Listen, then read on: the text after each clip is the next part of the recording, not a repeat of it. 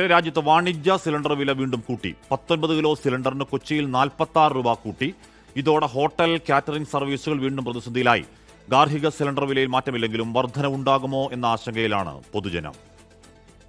മാസാദ്യം തന്നെ പാചകവാതക വാണിജ്യ സിലിണ്ടറിന് വില കൂട്ടി എണ്ണ കമ്പനികൾ. 19 കിലോ സിലിണ്ടറിന് കൊച്ചിയിൽ 46 രൂപ വർദ്ധിച്ചു. 3131 രൂപയാണ് 19 കിലോഗ്രാം LPG സിലിണ്ടറുകളുടെ കൊച്ചിയിലെ വില.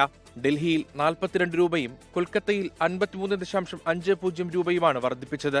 ഇതോടെ വിലക്കയറ്റം വീണ്ടും രൂക്ഷമാകും.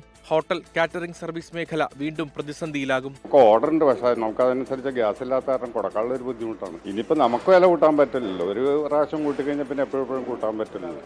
ഗ്യാസിൻ്റെ ഇത് ലഭ്യത ഒരുപാട് കുറവാണ്. ഇപ്പോൾ നേരത്തെ നമുക്ക് എത്ര വേണമെങ്കിലും കിട്ടും, ഇപ്പോൾ കിട്ടുന്നില്ല. ഇപ്പോൾ ഒരുപാട് മെനൂസെല്ലാം ഞങ്ങൾ കുറച്ചു. വിലവർദ്ധനവിൽ കേന്ദ്ര സർക്കാരിനെതിരെ വിമർശനവുമായി കോൺഗ്രസ് രംഗത്തെത്തി. 5 മാസം കൊണ്ട് സിലിണ്ടറിന് ഇതുവരെ 1572 രൂപ വർദ്ധിച്ചു.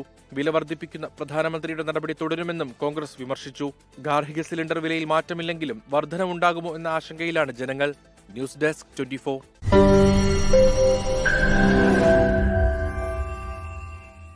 ലോകത്തെവിടെയായാലും ഏത് സമയത്തും 24 വാർത്തകളും ഓഗ്മെന്റഡ് റിയാലിറ്റി പാക്കേജുകളും എക്സ്പ്ലെയിനറുകളും വിശദമായി കാണാൻ ഞങ്ങളുടെ യൂട്യൂബ് ചാനൽ നിങ്ങൾക്ക് സബ്സ്ക്രൈബ് ചെയ്യാം.